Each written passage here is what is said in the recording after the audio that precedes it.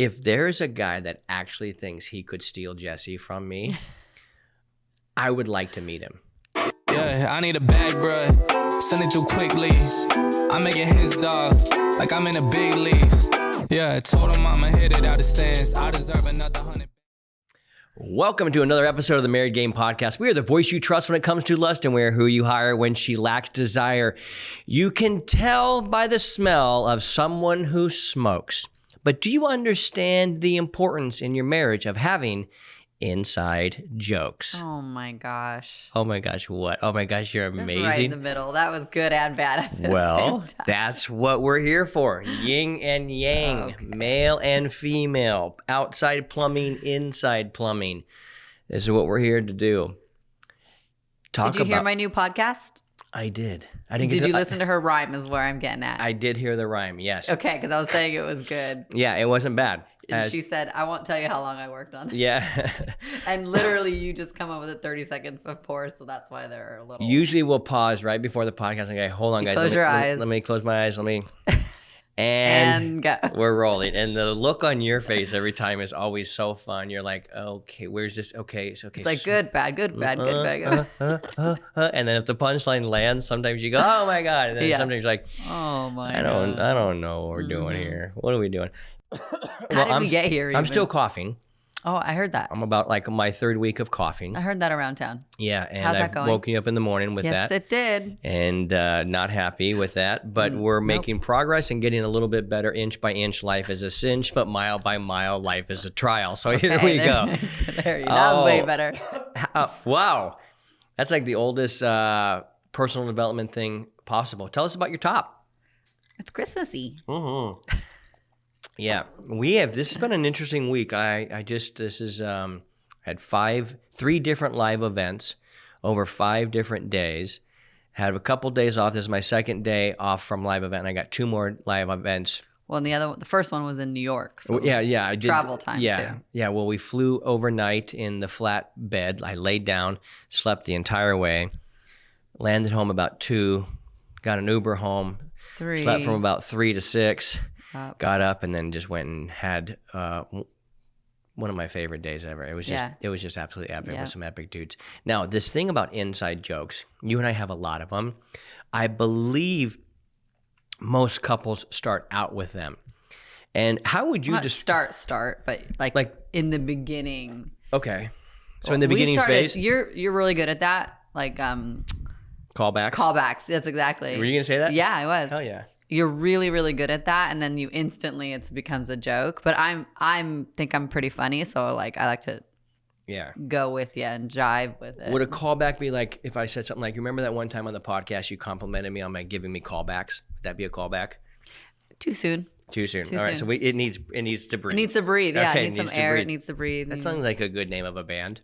Needs to breathe. Need to breathe. Oh. Okay, so what would you say is an inside joke? Like what does your mind think of as an inside joke? What's your definition Like in general, not like okay. Yeah, not just what isn't it? Like what is it to Something you? between 2 people that they like can look at each other or laugh or say one word and laugh about the whole thing. Mm-hmm. So that's an inside joke. Yeah. And, like you said, we have like a lot, but we have like so many. Yeah. And then sometimes we bring back the ones from our first relationship together. Mm-hmm. You know, basic we. Mm-hmm. You know, Yeah, so yeah, like yeah, there's yeah. a whole story behind that, and then we're like, oh yeah, and then that becomes a thing again, or Caleb's pitch a cow, we say that one. Oh so my like God, there's so many. I can things. just go on and on. Yes. Years. Yeah, there's a million. The Office, obviously. Yeah, so it's when I think of the inside, I think that's a great definition. Yeah. And when I think of an inside joke, that means there's people on the outside. Like I want in. Yeah. Yeah. I read this quote. I wish I could pull it up on my phone right now, but it was by a guy, I believe it was by C.S. Lewis. He's like a Christian author from England who's written a lot of really cool stuff. He was the guy that came up with Chronicles of Narnia and a bunch of other really cool books. And he talked about the greatest desire for humans is to be in the inner circle. Yes. And some religious leaders that started like Scientology and other religions, there's always this concept of we have something on the inside that you don't have on the outside. Mm-hmm. It's usually knowledge Mm-hmm. and or connection. Mm-hmm. And the dark arts, the inner secrets, the holy of holies. There's always this place that just the farther and closer you get to the thing, the sweeter it is. It's such human nature to do that. That's like when you 100%. want to be popular or you want to be in crowd. Yeah. Yeah. And when you create that with That's what I get laughing over your face.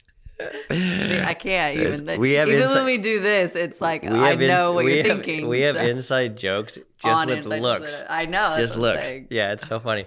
But There's what so that many. does is it cements the two people on the inside Yeah. versus the people on the outside. Mm-hmm. And I jokingly said this, and I'm going to say it on air because I think it's really funny, but I had my buddies laugh, and I said, if there's a guy that actually thinks he could steal Jesse from me, I would like to meet him. Right? Because I'd be like, this motherfucker has got to, Yeah. No one what- makes me laugh like you it do. would just be impossible. Yeah, You know what I it's mean? true. And so I'm thinking, but I go, well, why? Why? Because I know you so well. Mhm. I know the way you're thinking. We look at each other and we're like, I know. and we just know. And it's, What did we do yesterday? That was the cutest thing in the world. you tell me. We were sitting on the couch watching a fun show I like more, and you're humoring me, I Mhm. know. But No, but I got into it. yeah, so this guy was doing some weird gestures, and we Oh, both yeah? mimicked him Oh, at my the same God. time exactly. And then Adrian sitting behind us. She's like, "Oh my God!" It's Yeah. like now we're like we just sat down and said like almost the same thing too. Mhm. Mhm. It's the two becoming one. A lot Yeah. of religious texts in the past talk about this male and female becoming one.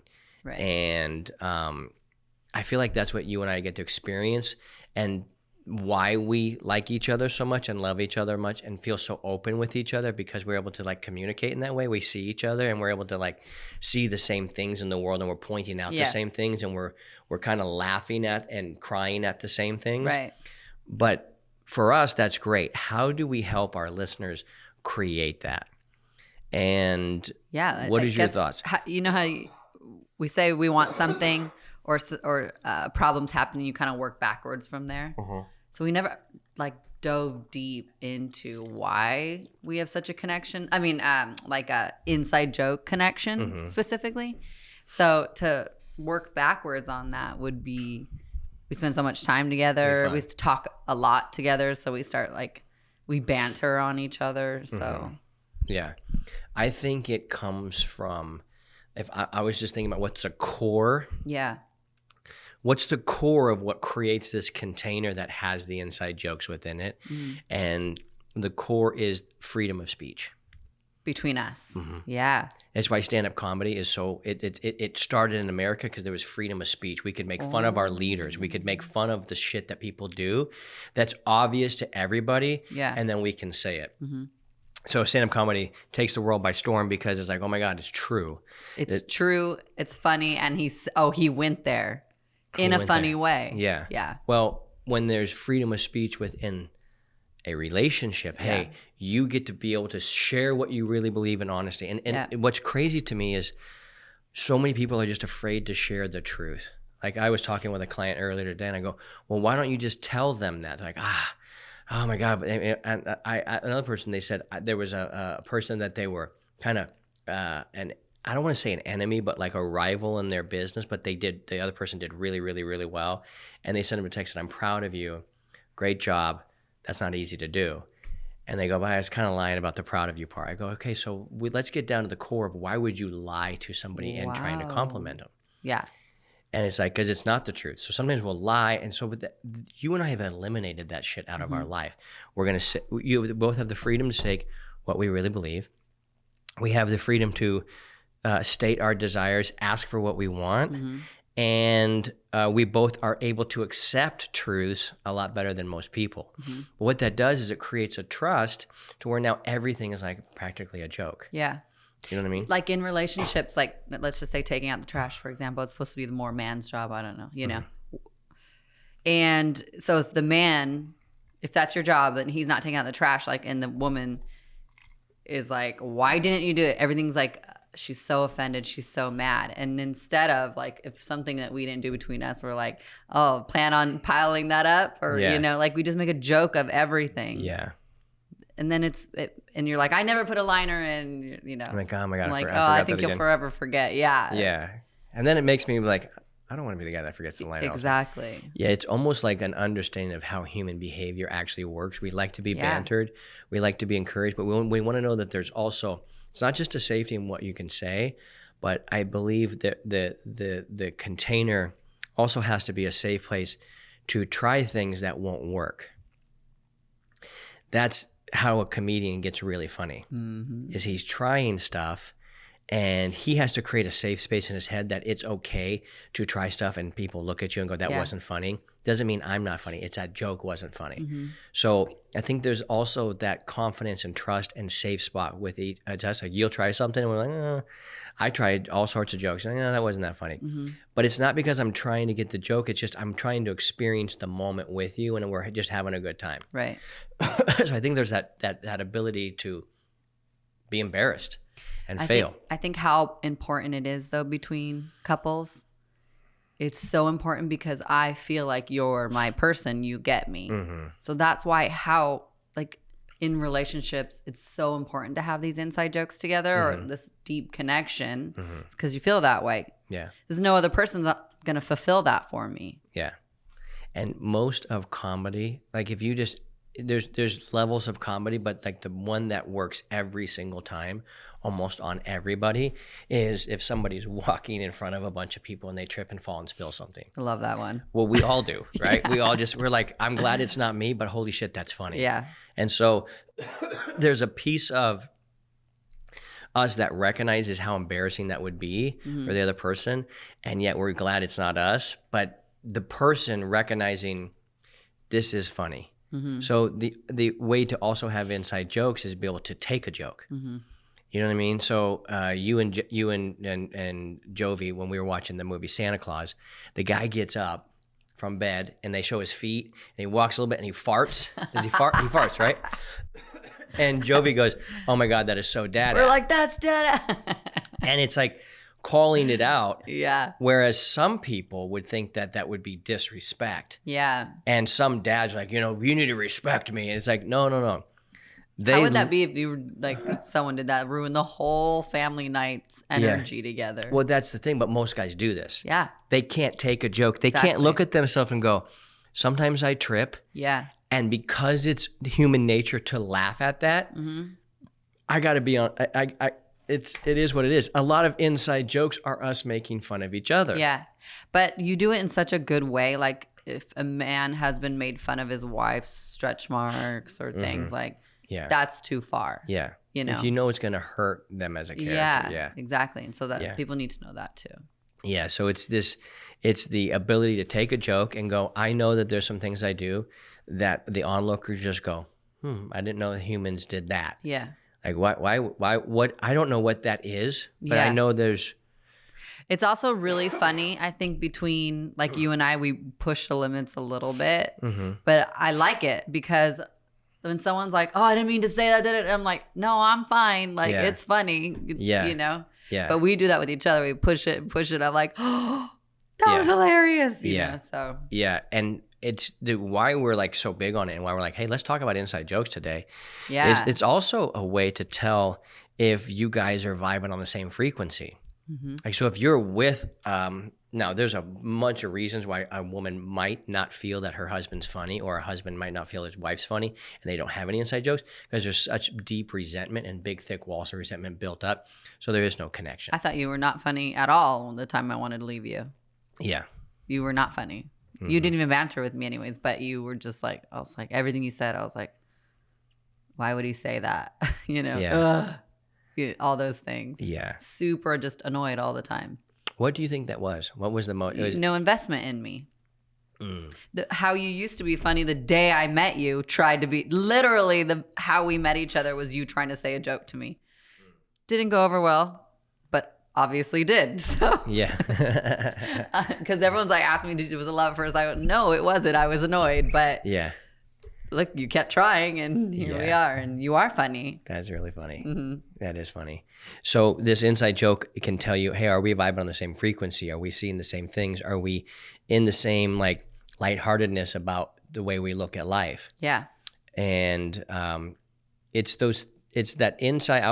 I've always thought that you want to create the ultimate inside joke.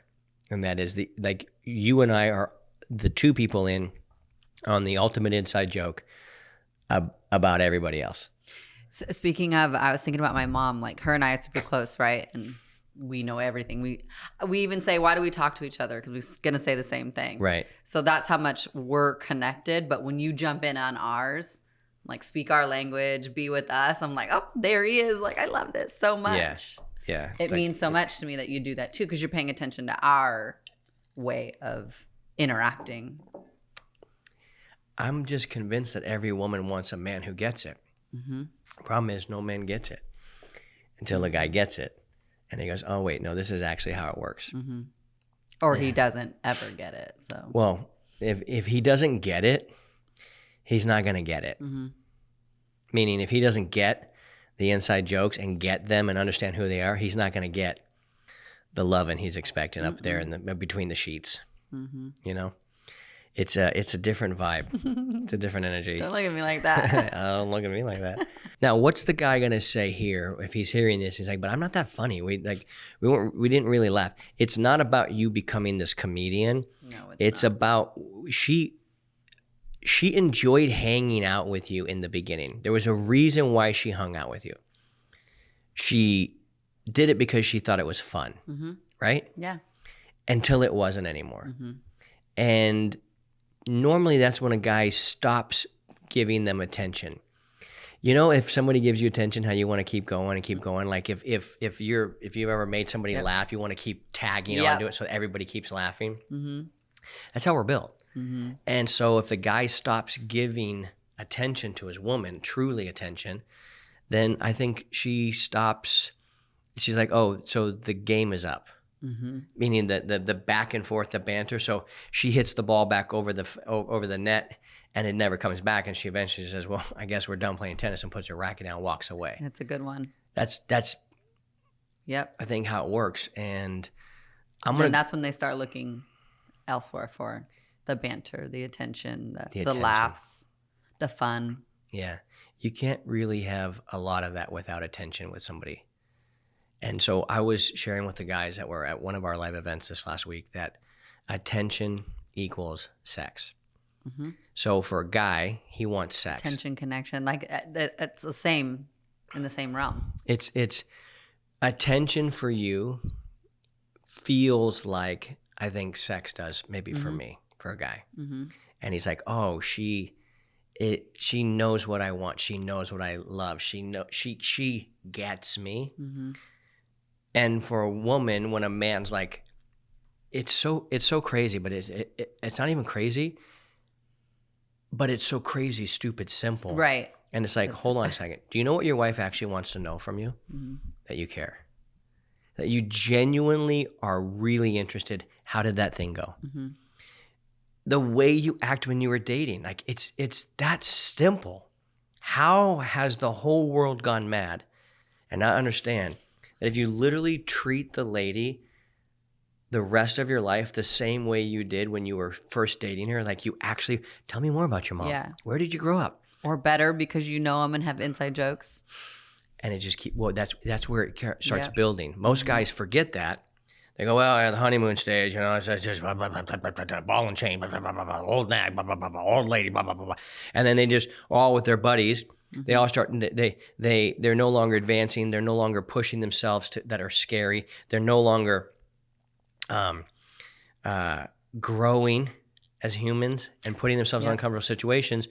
And so therefore they stop the communication. They start becoming less and less and less attractive. Mm-hmm. And they go, oh, I guess this is just the way it is. Mm-hmm. When it's like, I have to accept it this way it is. And women do that too. But men are the mirror, and men are supposed to be the leaders, and starts there.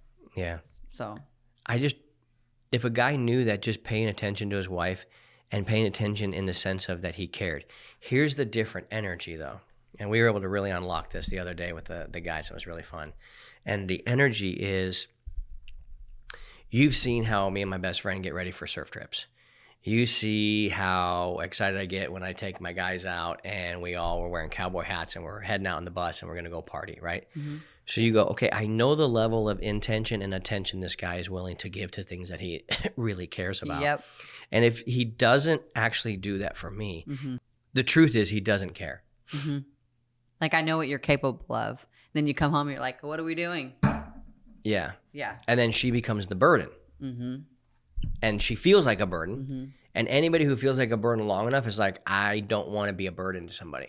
Mm-hmm. That's against human nature to be a burden against somebody. Only a child realizes that they're a burden, that they're okay with it. You know what I mean? And hopefully not that sad too. Well, I mean, Jovi goes, you're rich, I'm not.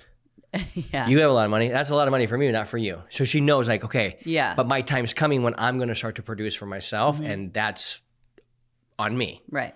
But for now, her mind is like, well, I need something. Don't take mama shopping, take dada shopping. He'll say yes. Yeah.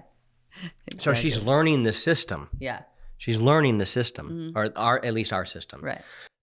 So people don't want to be a burden. And I'm like, if you actually cared about your wife the same way, and here's the analogy I gave them, and I hope it really lands for the guys here today as they're listening. I go, so you work, how often do you work? And most guys will say that's 40 hours a week. I know the entrepreneur's like, I work 80. And then the advanced entrepreneur's like, I work 6 and I have a team that does everything. Mm-hmm. Or everything in between. Mm-hmm. Nothing's right, nothing's wrong. You decide what you want, and whatever you want to get, you do that. But I go, so you work all that hard for what? For money that creates freedom, which creates choices, which creates options for you to do what you want in your heart, right? I go, okay, cool. So you're willing to give all these hours for that. Is that right? Yes. Okay. Now, what does your wife provide for you? The funnest physical thing you could ever fucking do. Yes. Is sex. Yep. I mean, dude, foot massages are great, but nobody's like, you know what? I'd rather have that. I'm going foot massage. Like, foot massage would be great for starters, but I want to end it with an orgasm. Mm-hmm. Okay, so she provides that. She provides comfort and love and safety. Peace, support, and that wind in your sails when you need that. Your best friend who you can share, hey, I'm a little nervous about this, or hey, look where I'm going, and they can celebrate with you. All of these things. And if she's a good cook, a good meal, if she's really fun, a great date, all of these things. Mm-hmm. And mothering. Everything. Mm-hmm. She provides children, which bring truly one of the most emotionally satisfying things that can happen, and one of the hardest things to do. I said, so if that's the payoff, mm-hmm. do you not expect there to be any investment to get that payoff? And it seemed like the light bulb really clicked for the guys, like, holy shit, dude, the greatest thing on life that I actually truly want, mm-hmm. because how do I know that? Because we have billionaires and multi-gazillionaires that come to us and go, I got all the dough, but I don't want to make love to my dough. Mm-hmm. I want to make love to my wife who doesn't care about me anymore. So we go, well, what's more valuable? Well, they're trading their dough to figure out mm-hmm. how to get their wife to want to have love with them, make love with them, and be in love with them, and to connect and all these things. So what's more valuable? Mm-hmm. Obviously, people are trading the money for what's more valuable. Mm-hmm. So it's like, well, do you understand that to get the thing that you want, you're going to have to water the fucking plant? You know this more than any man, is because that's when I left you. Mm-hmm. Is she not you? And you literally thought that I would never leave you because I have it so good. Mm-hmm. Like, how dare you? How could you? Yeah. Your life's perfect, but you weren't around at all. Yeah. Mm-hmm. So it's like, I'm supposed to think that you're supposed to treat me special when I don't act special. How entitled. Mm-hmm. So your wife asks you to hang out all the time. You never say, hey, I want to do this with you. Or, hey, I thought about this. I went and got this for you. Mm-hmm. I was thinking about you and I did this. Hey, when I saw this reel, I thought about you. Like, even down to the simplest, littlest things. And if you had a friend like that, you wouldn't be friends with him very long. Mm-hmm. I asked this whole room full of 20 men. I said, how many of you guys would hang out with somebody? How many of you guys have a friend where they're the only ones that that you only go do what they ask you to do, and you have to always ask to be invited to go to everything. How many of you guys have friends like that? Everyone's looking around like, I'm like, no, you don't have friends like that. You don't have friends like that. Why? Because that's a shitty feeling. Yep. You don't feel wanted or desired. And yet that's how your wife feels. And you expect her to be like, where are you, big boy? Yeah. So these are like these analogies that are just popping off. And then what's the opposite of that? The opposite of that is you actually really do give a shit about your wife and like really care and be her best friend. That creates inside jokes. And then you guys start to think, well, what would he like? What would she like? I don't want to invite her or invite him to something that they may not enjoy. And so therefore you start breaking a lot of the cultural patterns and conditioning because it's built off of one thing, and that is, I love you. I deeply care about you. I want to know more about you. I want to spend time with you. I want to know, I want us to be like one. And then you do shit like you did this last Thanksgiving. So Explain. Well, when I told a couple of my friends, their reactions was really interesting. Yes. And I don't want to tell the audience and the guys listening to right now what that reaction was. I want them to have their own reaction to this, and then we'll tell them what they should be reacting to. Let me get a sip of my skull's blood. Your Foffy. Call back. Oh, that podcast potion. Remember when we talked about callbacks? Yeah, I remember. Not enough time? All right. There's enough time. So this Thanksgiving, there was a spot you were going to go, and you're like, hey, listen, I don't think you're going to enjoy this. I know you. I not only just I know you, but I understand, like, I get you. Yeah. And how about this? Why don't you just hang out by yourself all day? I'll go do Thanksgiving with my family, and we're going to go do our thing. And I'll be back at 6, and we'll celebrate Thanksgiving together, or 5 or 6, and we celebrate Thanksgiving together. I'm like, I feel bad about that. I did. Hold on. And then I go, well, yeah, you go, but do you invite me to certain things that you know I wouldn't have any fun at? I go, oh, no, I would never do that to you. And you go, exactly. And I wanted to say that I had to say, you are invited. Yeah. But I want you to know that I know you're not going to enjoy this, so you don't have to come. I'm like, yeah. What am I not letting you off the hook, I guess? But that's how society would view right, it, because they have this obligation to do all this shit that people don't want to do, unless they want to do it. But because we know each other so well and actually care about the other person, it'd be like if I say, "Hey, I'm gonna go do this jujitsu thing," and it's gonna be super boring for you. What? You've taken me to jujitsu things. I took you to a front row seat. You made me do it too. Anyways, I did enjoy MMA. it, is what I'm saying. Well, I knew there was part and parcel with the thing, but you knew that there was no payoff for me in this. Right. And like 100% not going to have fun, not going to enjoy yourself, not even a little. So I was like, no, definitely. Let me just tell you right away. Like, yeah.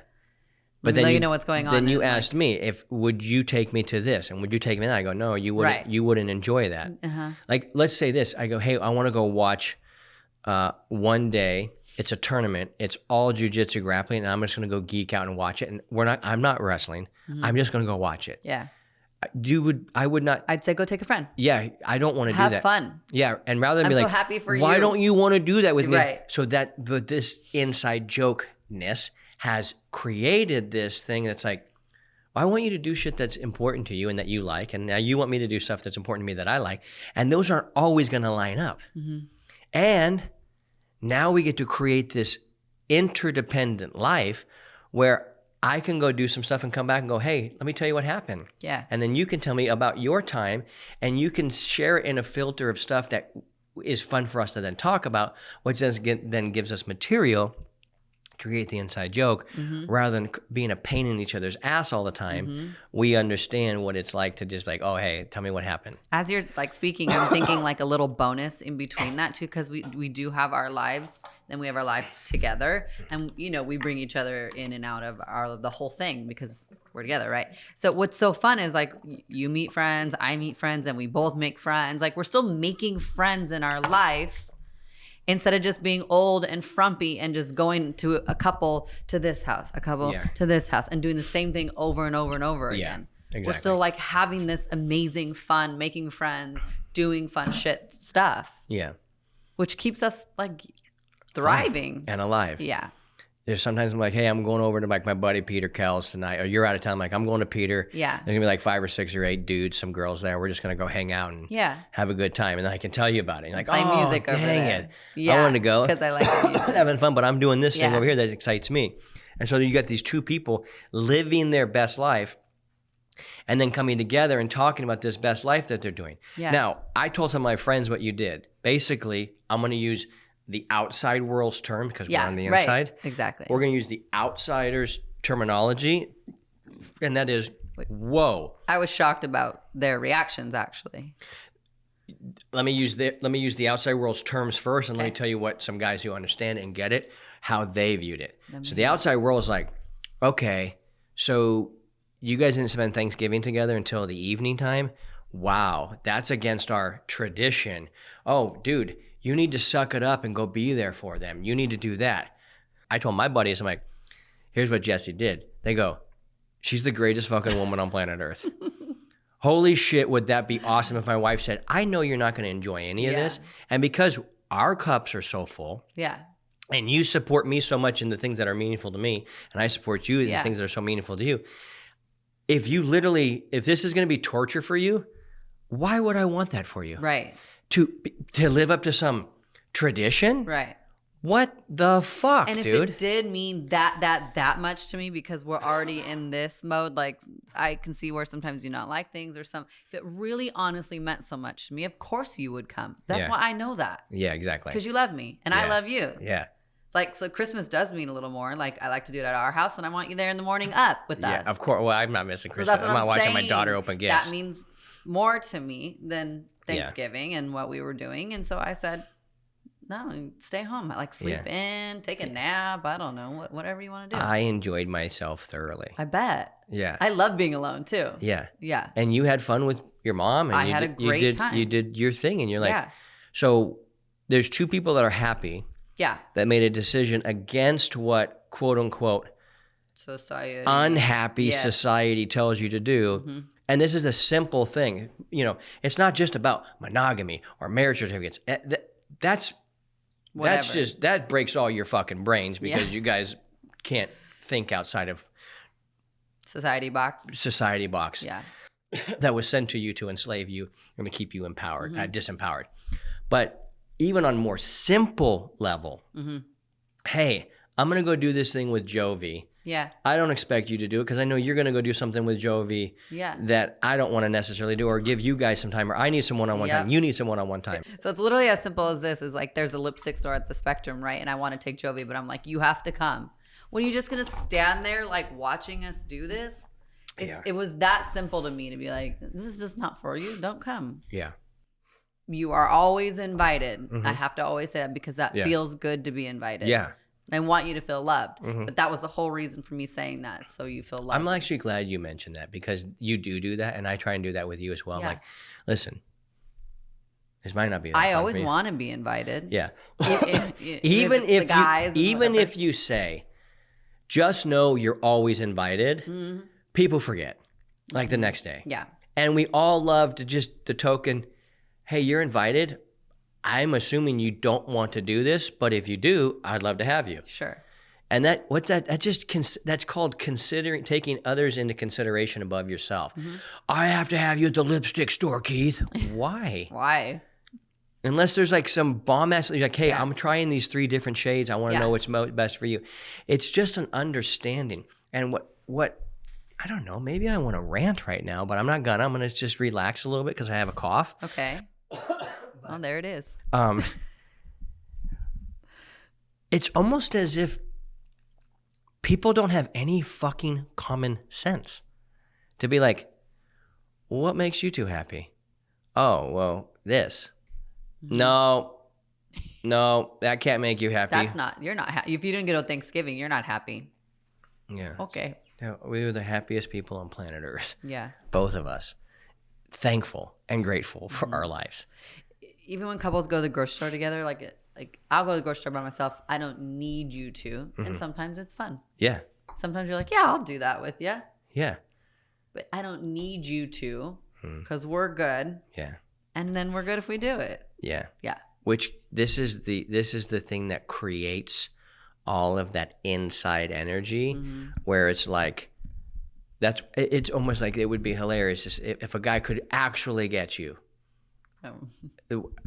The walls he would have to get through, the time he'd have to, like, it's just fucking impossible. If I continue to stay being this guy that's plugged in. As soon as I take my attention away from you and divert it and put it on something else, like a plant, you start to wither. And this is why you see maybe pretty people fall for some ugly people, especially with women. They'll do some things with guys. Like we had a guy that his wife, he's a good looking dude actually, by the way. And his wife cheated on with like some 5'2" pot belly guy. And he goes, what the fuck? I go, he's probably a great conversationalist because any guy who's 5'2" and has a pot belly that's the only way he's probably getting pussy is by being really funny. He's really funny, or he's a good conversationalist, or he was just an open ear and a real look at your woman, and she goes, I can have a conversation, and that's almost what they always say. God, I feel like I can just be myself around you. Yep.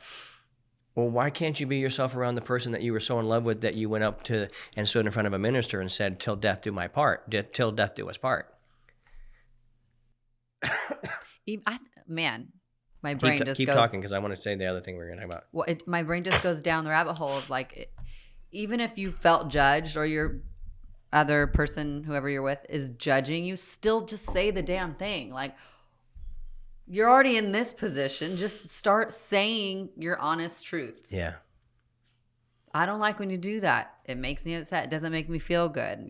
Just whatever. Start saying the things, and then you can start overcoming them. Here's where I think a lot of guys get stuck because women tend to be pretty straight up about what they will and will not tolerate and accept. Not always. Yeah. But when it comes to their house, they typically... Again, this is another cultural thing, but they're like if a guy goes in and starts doing shit with their kitchen, a woman's probably going to be like, that's not how it works in this kitchen, right? So there's Forks go here, not over there. There's a particular context of with which she will share her truth and actually won't let anybody impede upon her truth.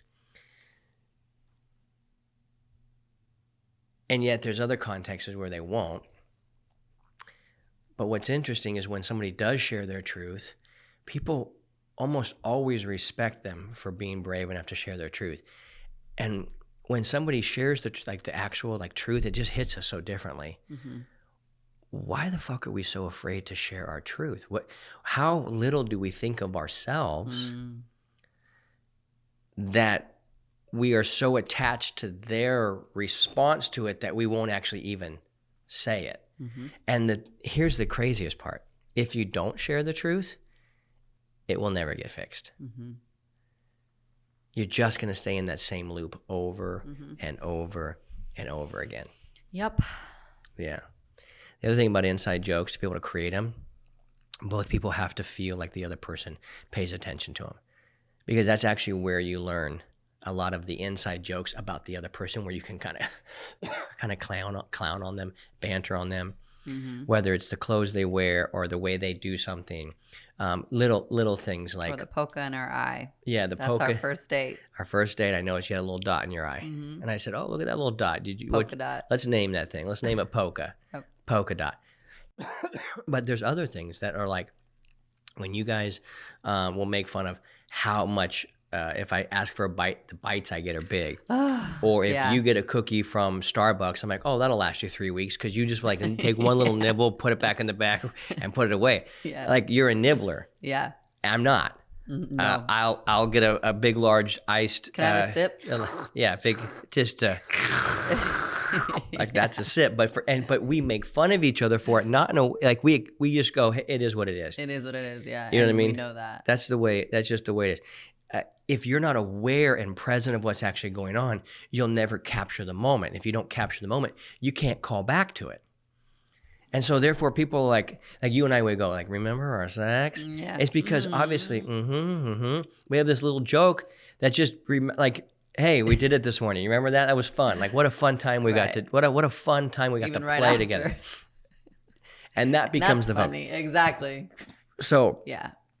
if nothing else, this podcast is about when you really care and act like you, like, it's not to even act like you care. When I was telling my friends, I'm like, when you are hanging out with your guy best friend, are you like, okay, I'm supposed to pay attention to my best friend?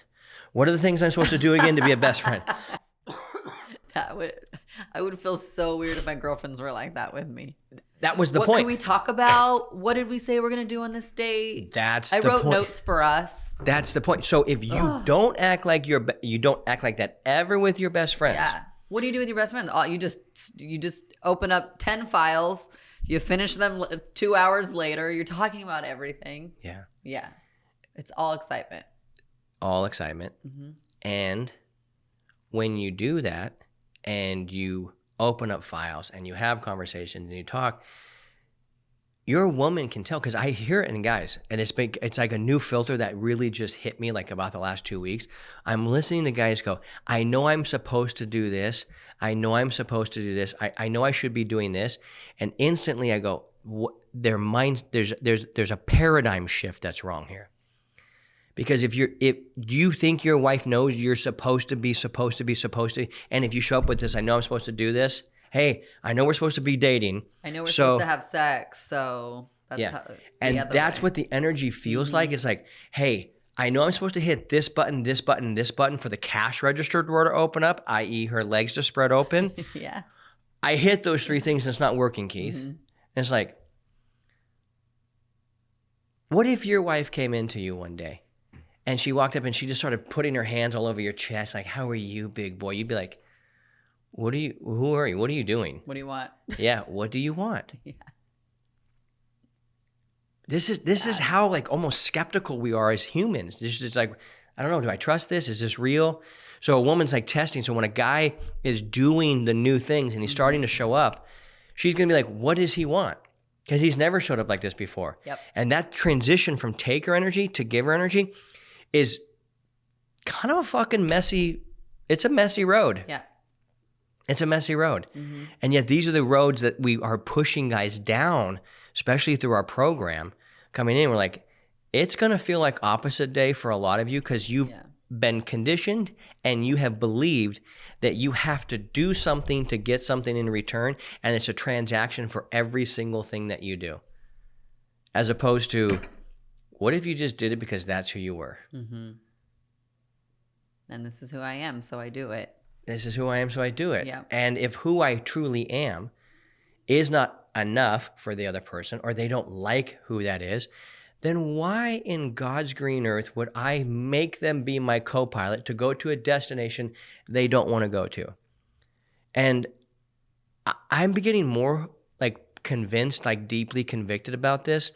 Like this marriage till death do us part, like everything else, sounds really great, but it defies actual common sense.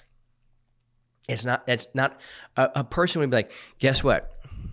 I'm going to meet you at 20, and over the next 50 years, I'm going to go through about 20 different changes of what I think, who I am, what I believe, and where I'm going. Mm-hmm. And you're going to have to fucking put up with all of it. You in? And do this at 20 to 25 before your brain is even, you don't even know who the fuck you are. You know you think you are. That's what we've been doing. And I was 25. You keep evolving. Yep. And you're supposed to deal with it. Mm-hmm. What if for some reason I go, dude, I've got this deep calling to go totally off the grid. I'm going to just go be totally self-sustained. I'm going to take the money I got and I want to go underground and not see anybody for like the next 5 years. Well, no, you can't do that. Why? Well, because you made an agreement at 20 years old that you're going to do. Like it just doesn't even make sense. Why? So if you wanted that, let's just say, why would I say no? You can't do that. I mean, it's your life. I don't want to do that, so that's your choice and your consequence you'll make. Yeah. So guess what you're gonna do? You're gonna miss out on companionship and love from that person that you're with. Mm-hmm. It's just I'm digging down to the roots of how religion and psychology is so it's so powerful over human being's mind that we were watching that show last night, and that lady was telling her all her rules. Yeah. About it's got to be this way, it's got to be this way, this way, and we were looking at each other like, man, what an interesting set of rules. Yep. That she just got somewhere. Yep. Just got somewhere. We've all had this happen to us. Money is scarce. That's not true. It's fucking everywhere. It's everywhere. It's almost like everything that you could say and do to a human mind to make this life harder has been like, let's say pushed that into us to make it seem like this thing is the most uphill battle you could ever possibly experience. That's so sad. When in reality, common sense would actually say otherwise. It's I like your rant. Yeah, I'm just confused at how many smart apex predators have believed really disempowering and limiting things, and they feel guilty to unbelieve them. Like, to really believe in abundance, you have to, that root of scarcity that has been like shot into our souls, it seems like the end of that root is almost out of sight. I feel like I've done a really good job to try and become an abundant human being, an abundant mindset, and I'm still confronted on a daily basis of like the shit scarcity root that just keeps coming up. It's like, do you really deserve that? I don't know. Maybe I don't. Oh, fuck, Right. I don't know. You've done all this stuff. Can you do this next thing? Oh, I don't fucking know. I got all this. And it's like, where did that come from? Why is it so hard to believe in abundance when yet everything around nature around us says abundance is the only way? Trees keep growing. Like, birds keep happening. Like, it's just, grass is always growing. Like, because of abundance, gardeners have a job. Because of abundance, like, all these things are all a consequence of abundance. And yet, with it all around us, we still believe in scarcity and almost have a holy zeal towards scarcity. Like, how dare you think you can go make a ton of money and not have to work that hard? Well, I am working hard. It's just a different way. The hardest workers in the world, the guys digging ditches, they get paid the least amount. That's everywhere around us. That model is clearly portrayed in front of us, that all the rules of the universe are the identical, exact opposite of what we fucking think they are. And so I'm having these like huge revelations of like, how did we all buy into this bullshit? You know what I mean? I could say a lot more. I know you can. I could say a lot more. I'm gonna keep it at that. I maybe this is that season where like my heart, I feel like it's being broken for like the man that I actually serve. I'm like, because I'm watching him. Dude, I hang out with a lot of dudes, okay? And I hang out with a lot of abundant dudes. And yet when it comes to sex and when it comes to intimacy and like care and concern and like real true friendship, the things that you and I experience and the abundance that flows from that, I feel like I have to pull out a jackhammer almost every time and go, hey, this is going to hurt a little bit, but somebody poured a lot of fucking concrete in your brain, in this corner of your brain, and unless we chip that shit out, it's never going to grow.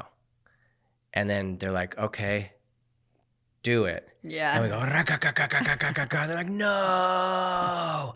And you're like, I don't know. I guess I'm a little perplexed at like how so many smart people, How we got here, which actually tends to make me believe that it was done on purpose.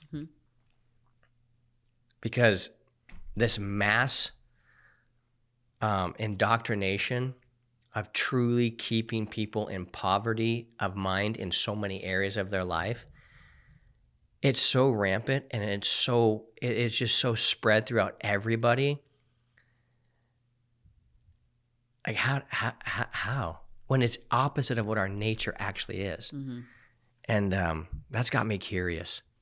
And it's got me frustrated. And it's got me mad for the guys. Like, I'm mad for them when I hear what's happening, knowing that they're the ones that put themselves, like, every bad marriage started with a dude who stopped being the man that she fell in love with. Yep.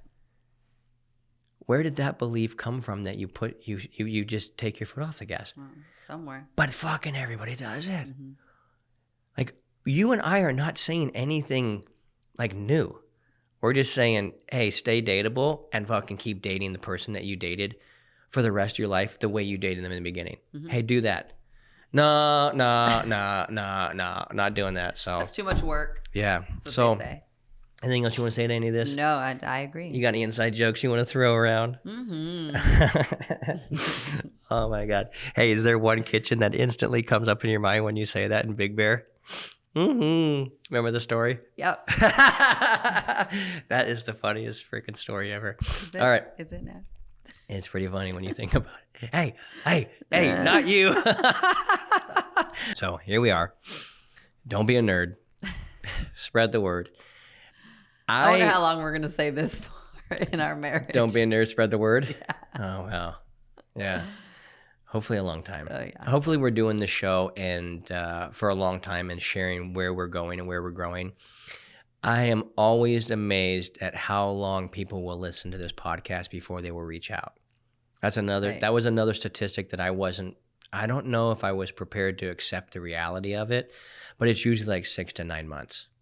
Wow. Yeah. And get on it, folks. I started asking myself why.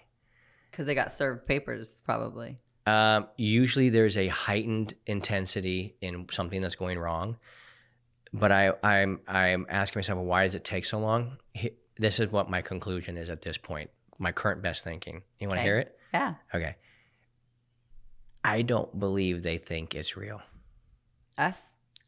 What you and I, maybe they think it's real for us, but if they think it's real for us, it's because we're special. We're the only ones. Yeah. Right. But I just don't think that they believe that they could do it. They can do it, or that the top of marital bliss mountain actually exists.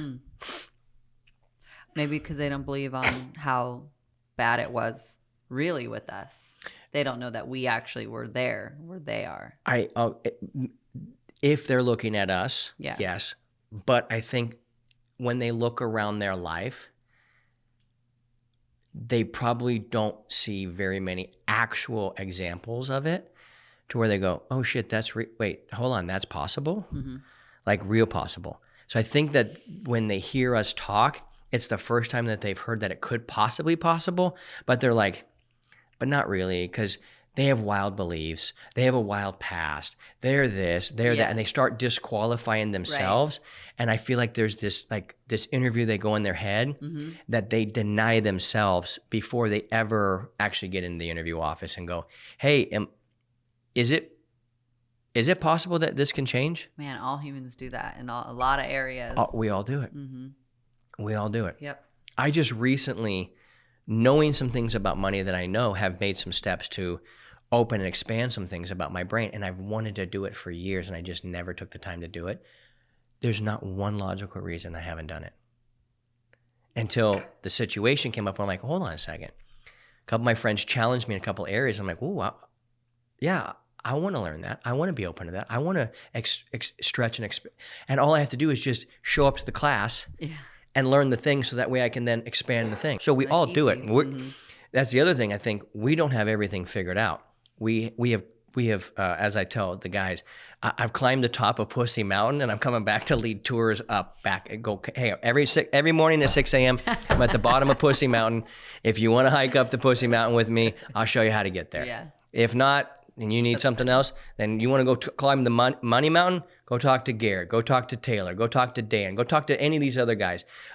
We know how we're on Money Mountain. We're climbing our way up. We haven't reached the top of it. Right. So it's like as if people don't believe they deserve. That's another thing. And these are all like deep seated things within like the psyche of a human being that goes, do I deserve?